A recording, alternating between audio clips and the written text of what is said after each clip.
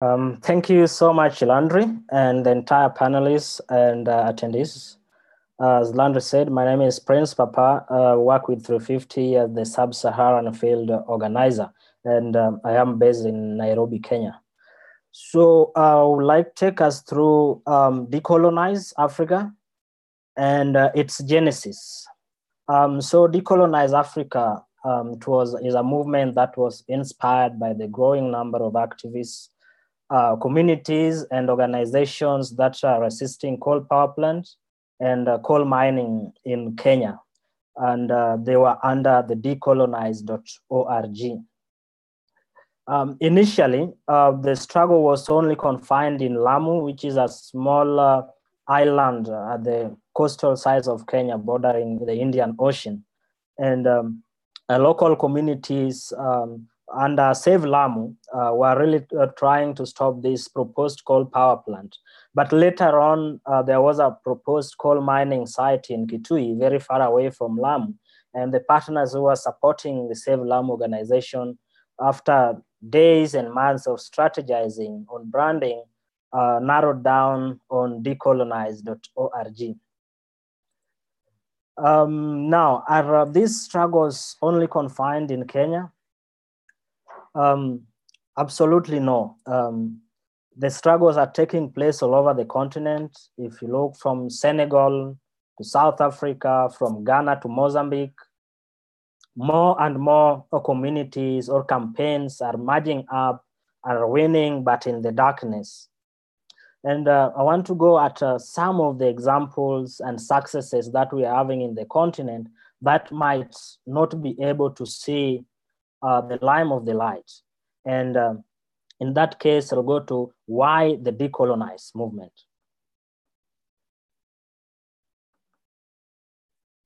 So because these struggles are really not connected to one another, for example, in Botswana, in Senegal, they don't have really a connected platform. 350 Africa borrowed from the success of DeCOALonise Kenya and said, let us now make this campaign a regional action, where a platform where these small or bigger campaigns get access to a united platform where they can also interact and increase impact on their campaigning.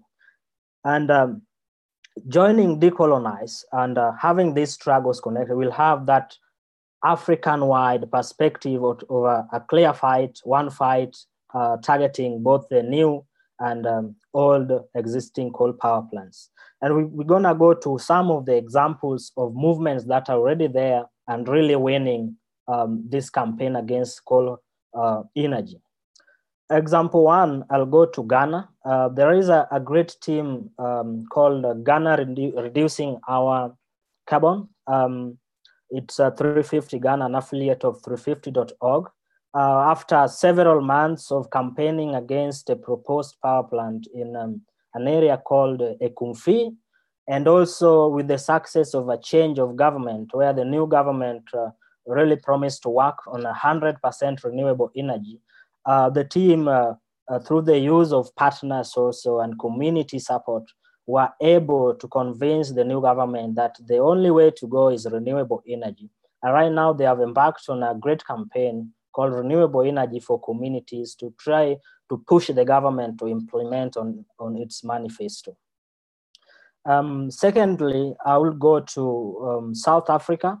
For example, not so long ago, Earthlife Africa, which is a South African-based organization, won a coal case against the coal energy power plant financiers.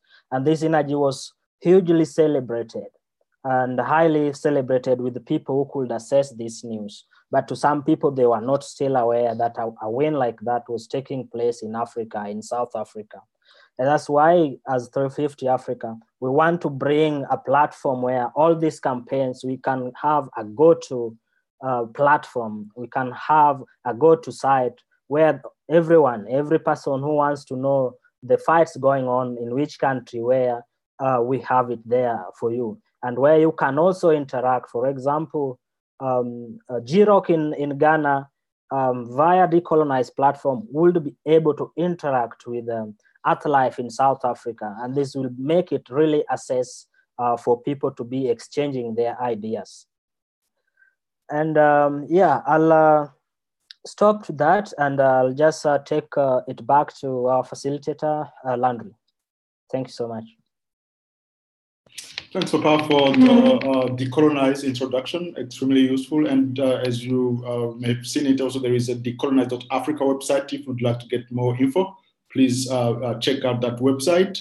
Again, inviting for questions in the Q&A chat box if you have got any, and also knowing that at the end of this, towards the last 20 minutes, we'll be also answering some of the questions that you may have. So you can either put them right now or later on as we go to we approach the end of this call. So let me now invite Ahmed Mogopo for a few words on the Africa Day of Action. Over to you, Ahmed.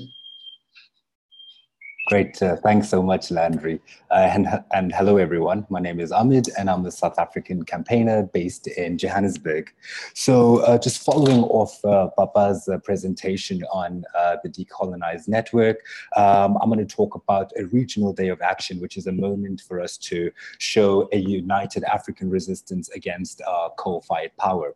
So with the rest of the world, cutting back on coal usage, we're seeing like the rise and proliferation of coal-fired power coming through into Africa. But at the same time, we're also seeing fierce resistance against coal in Africa. So the regional day is an opportunity for us to push forward our call around the decolonization of Africa. Sorry. It's also an opportunity for us to highlight community resistance and mobilization efforts underway across the region. And finally, an opportunity for us to reiterate that Africa doesn't need coal, but rather renewable energy to satisfy the energy demands and meet energy goals. So the key messaging around the regional day of action would be around the fact that Africa doesn't need coal power to reach its growth potential. And what Africa needs to really do is push on the pledges it made at COP22 by the Climate Vulnerable Forum, which is an opportunity for us to accelerate the just transition to 100% renewable energy. But we're not limiting this regional day of action to just that message, but we're encouraging communities and activists that get involved to run with whatever messaging resonates with their campaigns. So what will this day look like? We're encouraging people to be as creative as possible. You could have a mass protest action, a community meeting, a photo exhibition, site visits to impacted communities and use that as a photo opportunity, online action, press conferences, and the list can go on and on and on. So creativity is what we're most encouraging of people. And what do we hope that the regional day of action achieves? Well, for one, we want to see that it demonstrates a continued resistance against coal and other fossil fuel development, that Africans are united against coal and false solutions, that local leadership shaping across the region can decolonize the continent, and to provide inspiration for stronger action to reject coal and other fossil fuels. So, in terms of a timeline,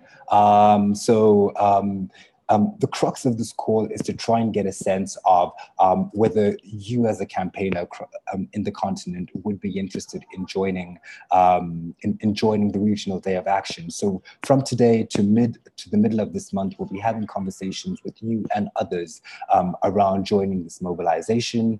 From March 19th to April 16th, the conversations will continue, and 350.org will support in consolidating plans with you and your partners. And April 19th to May 19th, event registrations will go up. We'll be encouraging people to register their action, and hopefully we can truly show a united front against coal in Africa. Thanks, Landry. Over to you. Excellent. Thanks, Mohamed, for that moment. That's one of the exciting that we've got coming just in about 2 months from now, towards the end of May, and we hope we'll be able to join. So we've already got 2 questions. The one came from Paul Mutuku from Kenya, asking about with the success of Ghana, is there any actionable strategy that can maybe work for the rest of us in Africa, in Kenya, for instance? I think definitely some of the strategy that Team Ghana used was actually to be able to mobilize across all sectors, from the community leaders, traditional chiefs, religious leaders, women, youth. So they were able to form a large coalition of people's power to resist and reject the proposed coal plant in Ekumfi Abono. So I would say that's the capacity of mobilizing across different sectors to form massive, solid resistance against that the proposed coal plant that really made the difference. And that's, I think, a strategy which can be also applied in the respective context of Africa to also to win that fight. And as a movement, as you know, we try to be as inclusive as we can. So when we constitute a large base made of all kind of sectors of society, that's where we can win. So I hope that's helped, Paul. There was another question from Cadmus, asking in areas where there is no like strong coal struggles happening, example of Niger Delta in Nigeria, where there's other form of extractivism still happening, especially the oil extractivism. Can we still apply the same strategies? I would say absolutely yes. As we said, the DeCOALonise platform is essentially focusing on coal. However, under the bigger fossil-free umbrella, such campaigns like that are, resisting oil, gas, and other forms of fossil fuels are also welcomed, and they can absolutely get the same support in terms of tools, resources, and coaching that you guys need to be able to start and consolidate and win your campaigns. So I do hope you'll be in touch with us, so we get to strategize on how we also start such kind of campaign. And I know also from Nigeria that there is an upcoming mixed strategy meeting that you'll be discussing on that, Cadmus and other Nigerian activists. All right. That said, I would again invite for more questions if there are. But as we wait for those, I will pass again over to Glenn to share a few words about the mobilization around the Global Climate Action Summit, which is taking place toward early September this year. Over to you, Glenn. Great, thanks, Landry. Thanks very much. And thank you for the questions. So I'm going to be talking a bit about the Global Climate Action Summit. And for those of you who were at our training in January, DeCOALonise training, you've already heard a little bit about this, but I'm going to go into it in a bit more detail. The Global Climate Action Summit is happening in California between the 12th and the 14th of September this year. So it's still a little way off. We've got a number of months to get ready and to prepare, and that's part of our strategy is we really want to build some big momentum for this event. So in terms of the Global Climate Action Summit, and we call it GCAS for short, following the acronym, for the first time, as you can see there, it really brings together leaders from state and local government, business, and citizens around the world. One of the ways I kind of like to see it is it's almost like the big conference of the parties, the COP conferences that they have every year on climate change are ready for big national government, and all the heads of state go there and things like that. I think there's definitely a sense that there just isn't a fast enough movement happening there, and something that Jerry Brown, California's governor, has seen an opportunity to really bring together the local government, so smaller government cities, bringing them together and bringing business on board as well in California to talk about this, to demonstrate how the tide has turned against the fight against climate change. So just some of those divestment statistics and numbers I was talking about earlier, showing how climate change is or the fight against climate change is really turning, and we're really building a lot of momentum. To showcase climate action around the world. So that's showcasing those sorts of commitments to divest from fossil fuels, showcasing renewable energy case studies, and then also to inspire deep commitments. So to try and get more commitments from local government and from business to really go after fossil fuels and make sure that we can really all fight the fight of climate change. The opportunity that GCAS presents for us is an opportunity for decentralized global mobilization. And for you, those of you who may know 350 from the past, you know that this is something that we love doing, and these really big global days of action where we really focus all of our attention on climate change, and we try and get as much noise and as much fantastic action and real action happening on the ground. So we try and get the global mobilization happening, and we would like to have it everywhere, but particularly one of the key words here is for local action. So we want people working in their own communities and working with their own cities or with businesses in the area that they live to make sure that they are taking action on climate change. So it's an opportunity for you across Africa to really take action on climate change where you are. And that could look like a lot of different things. When we talk about our demand, what we want, so we want local action everywhere for a fast and fair transition to a fossil-free world powered by 100% renewable energy for all. And I think for us in Africa, that's something we can definitely get behind, is the fair transition. So we want to make sure, people often talk about a just transition from fossil fuels to renewable energy, making sure that we're not just reinforcing the sort of, particularly in Africa, foreign ownership or foreign operation of power plants and things like that, but we're really making sure that Africans are coming together to take control of their own energy futures. And of course, making sure that's renewable energy. So what would we like to achieve around GCAS, around this big global mobilization in September? We'd like to bend the narrative of this talk on climate change towards a fossil-free world. So we've obviously already spoken about fossil-free and what that means. And we'd like to make sure that the narrative around this big event is really talking about the fossil-free world. And what that means is that when you're listening to the news or when you're talking to your family about it, they're sort of thinking, oh yeah, fossil free, like I've heard about this, I've heard this big event happening in California in September, and it's all around fossil free and a fossil free world. And people understand that. They understand that that means a world free of fossil fuels. We also want to drive thousands of new commitments, and this could be anything from a city level to businesses, but we want to make sure that people are coming together and committing to take real action on climate change. So that might be, for instance, that church I spoke about under the fossil-free section. I spoke about a church putting solar panels on their roof. That might seem like a small move to some people, but that's real action, right? That's something tangible that we can show that we're moving to electricity generated from renewable energy and away from electricity generated by fossil fuels. And then, of course, to grow the movement. We all know, and I'm sure a lot of you have the experience in your own countries of feeling a bit like the only person who cares about this sometimes.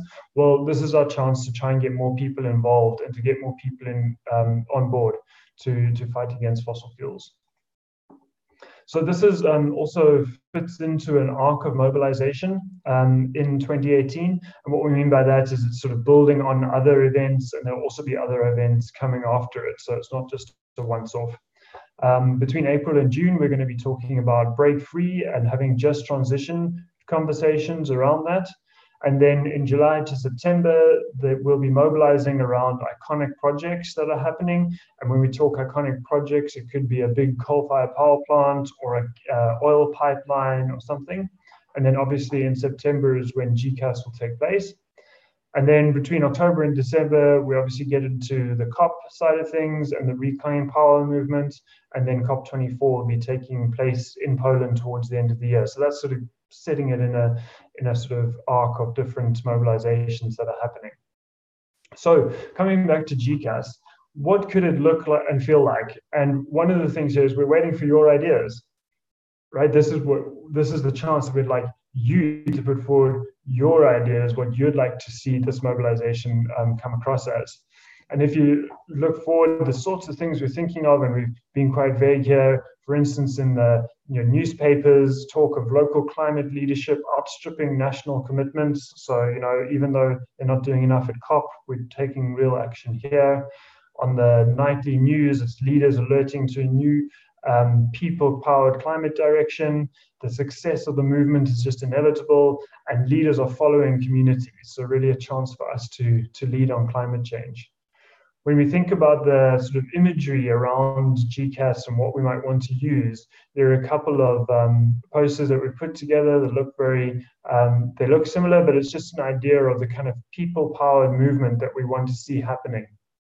We want to make sure that, it's all people coming together to say no to fossil fuels and really pushing for renewable energy. And this one you'll see is called the People's Power Push. Another idea that we've got is the People's Climate Rising. So we still, as you can see, we want to bring this to you in a state where not everything's final and not everything's decided. We're really hoping that you'll be able to give us some input as to what you think will be useful in these as we build up to GCAS. So just to close off on the Global Climate Action Summit, I'd like to talk a bit about what's next and how we move forward from here. And I think Landry will obviously be talking about this for all of it in a second.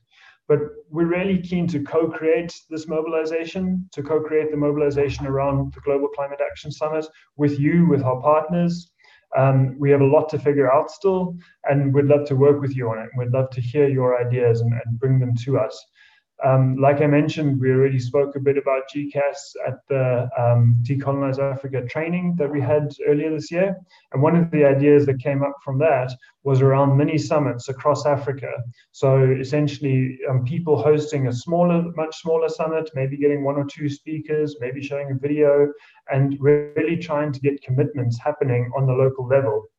So for instance, that could look like I live in Cape Town, and maybe in Cape Town we can get a couple of people together, show a movie, get an expert to talk a bit about the impacts of climate change or about what's going on in California, and then to maybe we've convinced a local business to switch from grid-tied coal-fired electricity, which is obviously very prominent in South Africa, to install solar panels on their roof. As an example, and maybe in local government, we had a fantastic win in Cape Town last year when they decided to divest from fossil fuels. We could have somebody coming talking about how exactly that's going to play out in the city. So that's one idea, but we'd really love to hear your ideas and get an idea of how you'd like to take this movement forward. So there'll be an opportunity now to let us know if you're interested on the call. And then we're also going to have a GCAS specific call. So this one, we've obviously discussed a lot of things. We'd like to have a call just for people in Africa who are keen to get active around the Global Climate Action Summit and and really take this forward.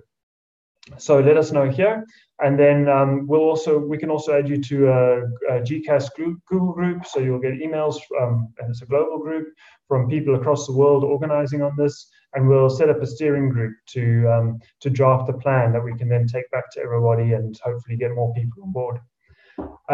We'd hope to go out in early April with a call to action, and then I'm just going to pop into the chat on the Zoom meeting a link for a Google document with some more information around the Global Climate Action Summit if you'd like to read a bit more or share with other people. So I'll put that in the chat and I will hand it back to Landry. Thanks very much. Thanks again, Glenn, for a very detailed presentation. And of course, there are more resources that you can access.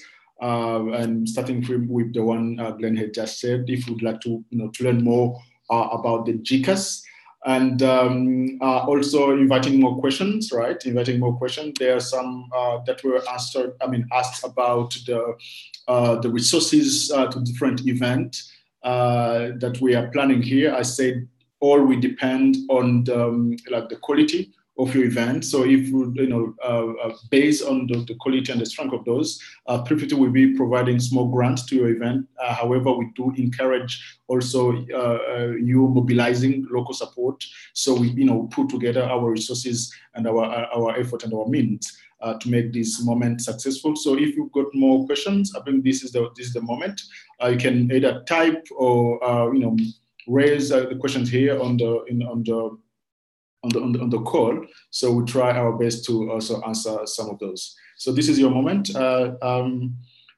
There's a question from Yasser about any financial mechanism to help address the climate change impact through holding each activities to translate sustainable development and divert to free code planet.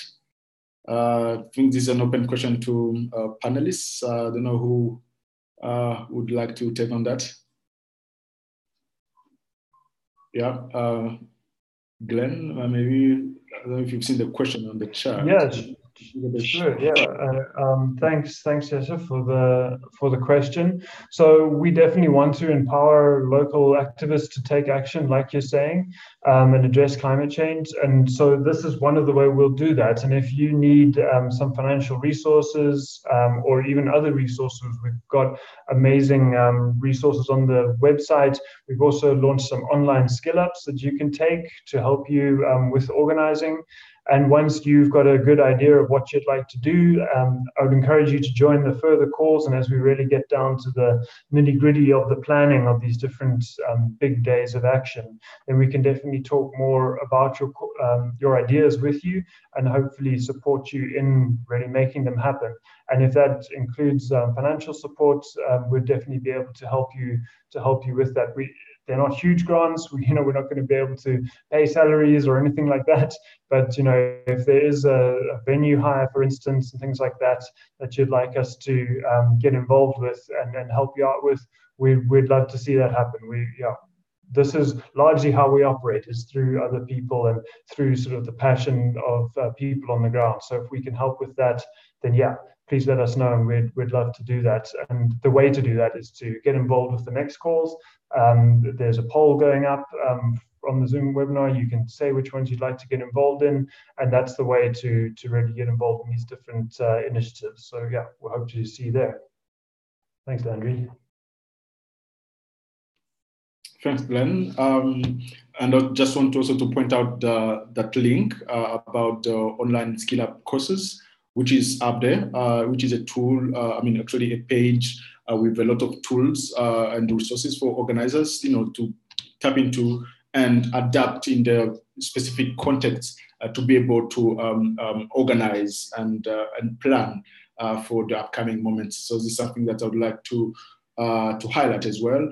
There was another question about if there is any regional initiative on solar installations to document such kind of work, which unfortunately may be at the moment can go unrecorded.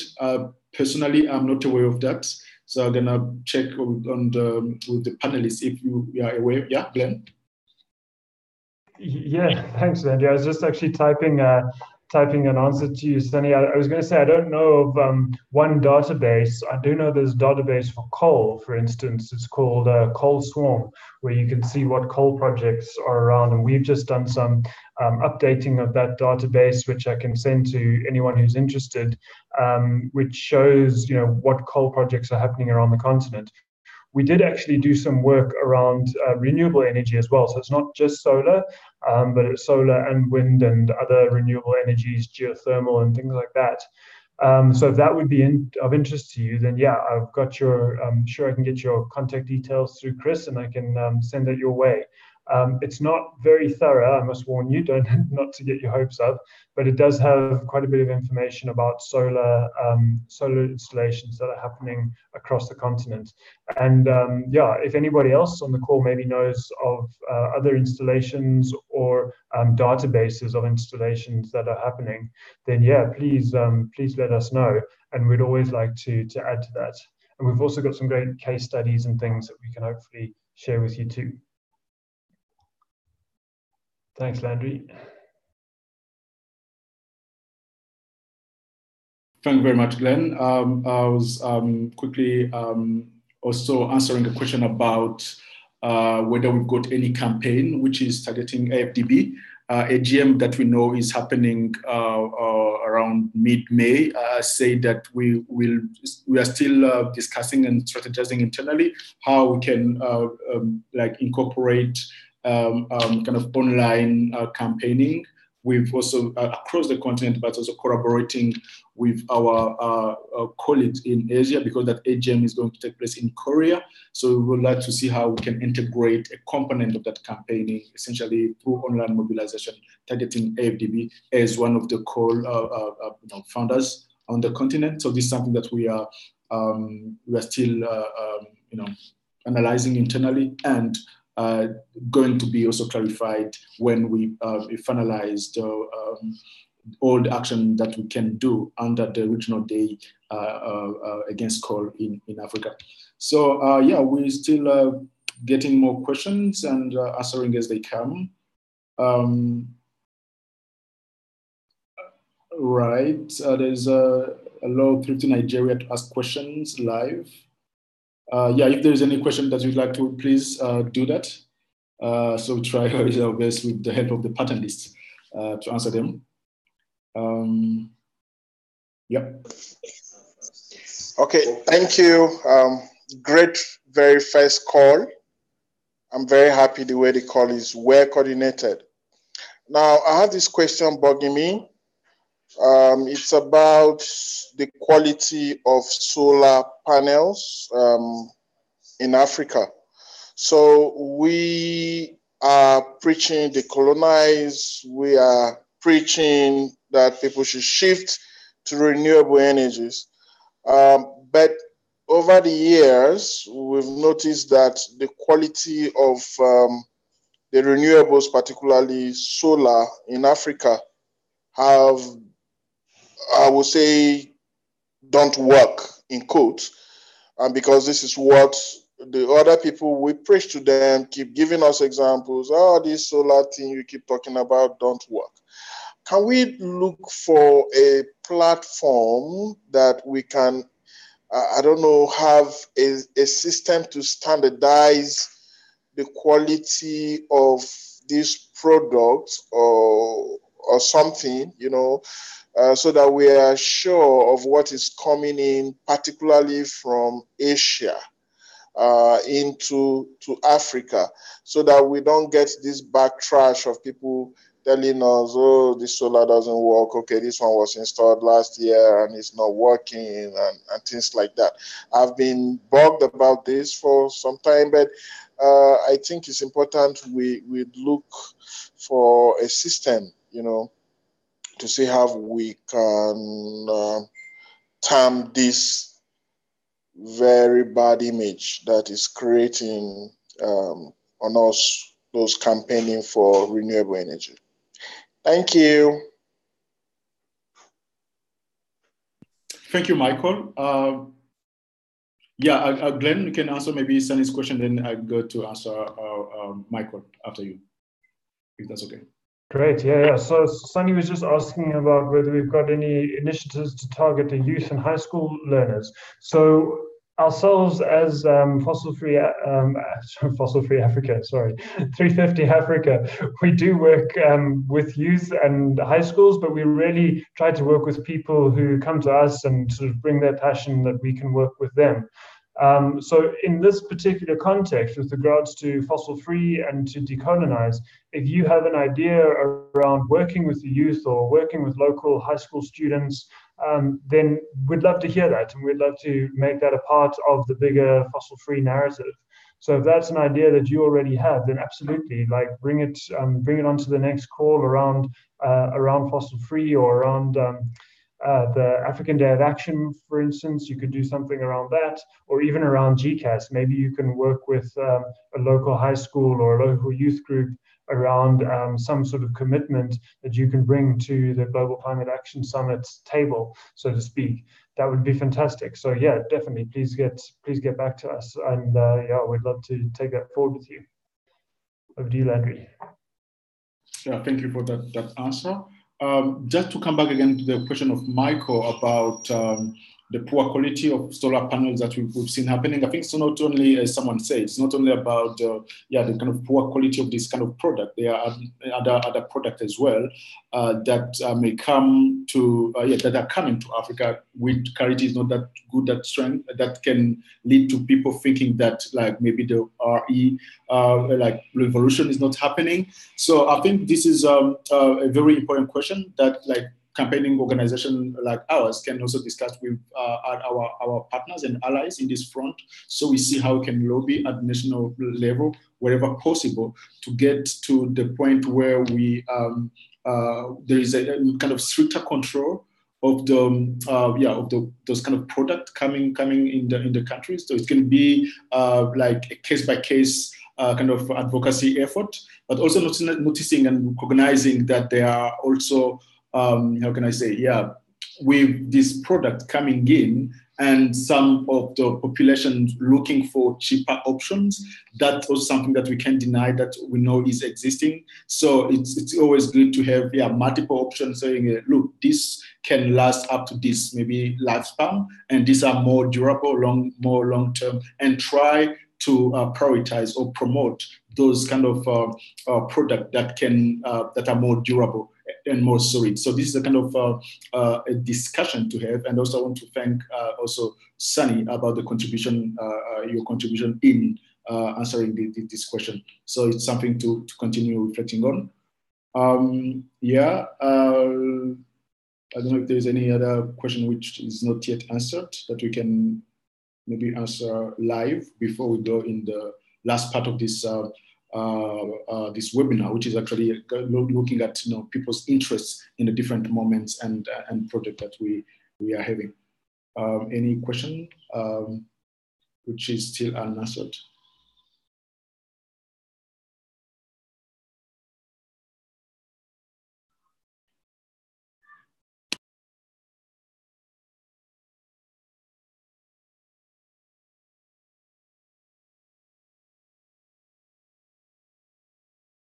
Someone is asking about tweeting about this webinar.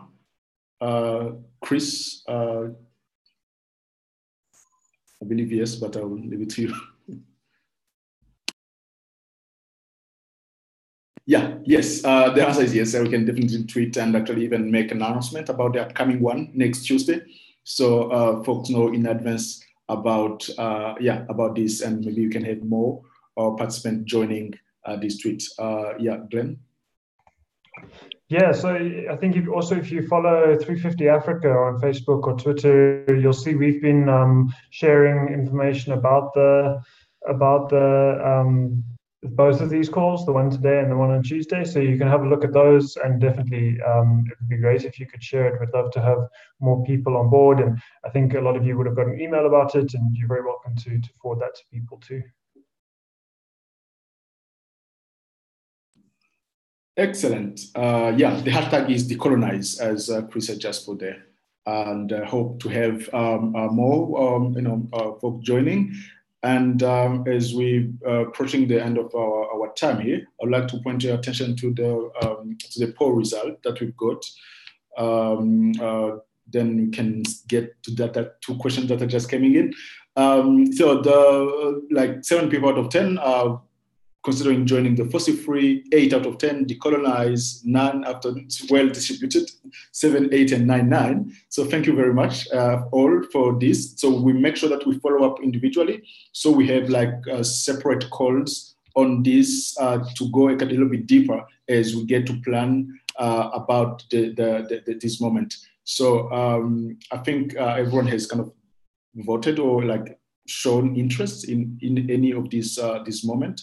And then we have your contact details. We'll be following up individually to let you know when we'll be having this kind of small discussions based on these 4 projects and moment that we are working on.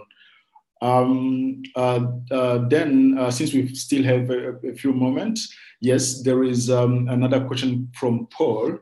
Could we get more partners to help us equip our communities with alternative to calls, because tangible projects option is well, definitely yes, I can take on that. And by telling you, definitely, as we know, this fight won't be won by only one organization.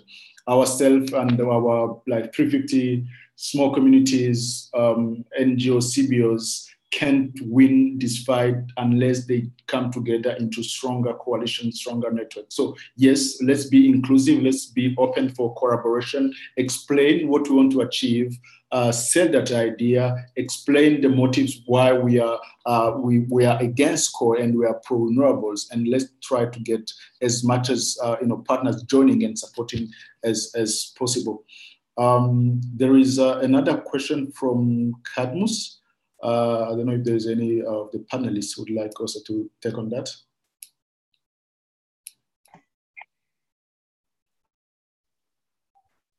Yeah, I can, Landry.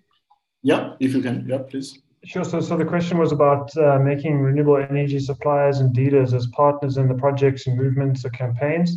So I think there's definitely an opportunity for that. I think something that maybe we need to think about when doing that is just about, are we just advertising for the partners and for these dealers and things, or are we actually taking, really good action? So I think, I wouldn't want to, I don't think we should ever say no to any kind of ally or partner. I think anybody who wants to join us in this fight and make sure that we move to 100% renewable energy is definitely worth talking to and worth bringing on board. But yeah, I think we just need to think about how we do that and how we make sure that we're acting for all of our interests as opposed to any one person or one business's specific interests. But yes, I mean, we're all for partners, and the more people we can get on board, the better. Thank you very much. And Tim, Portia from Ghana would like to intervene live. Portia, over to you.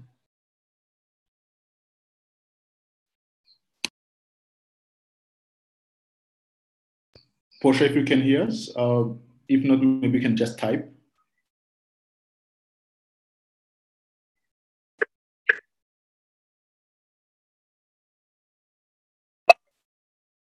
Hello. I wanted to know how you can choose which one you want to do, because I'm touching it and it's not working. Whether you want to do DeCOALonise African Day of Action, how would you select which one you want to do? Do you have to type it? Thank you. Chris? Thank you, Portia. Chris, can you maybe clarify on that for maybe Portia and whoever may have got the same difficulties? Sorry about that, Portia. Hi. You can just type it in the chat and then I'll grab it from there.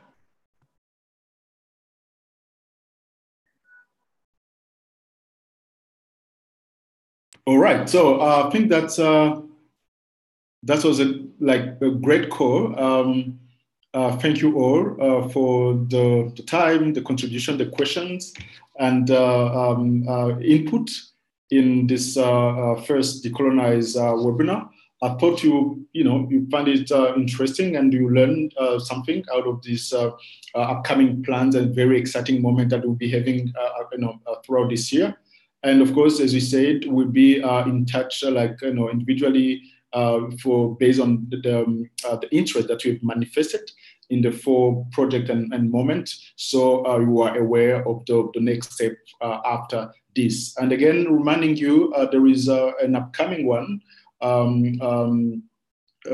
similar webinar on next Tuesday at 4 p.m. GMT. So if you'd like to come again and inform your partners and your friends and colleagues to be joining it, please let them know so they can also join. And as we try to reach out to the wider audience, getting more supporters joining this moment. And for any other question, please don't hesitate to get in touch with us. At 350, Facebook, Twitter, and I think most of you also have already our email address. So we are very open to be receiving your emails and queries and try as much as we can to be in touch with you. So that's almost it. And I want to thank you and wish you a very good day or wherever you are. All the best and see you soon.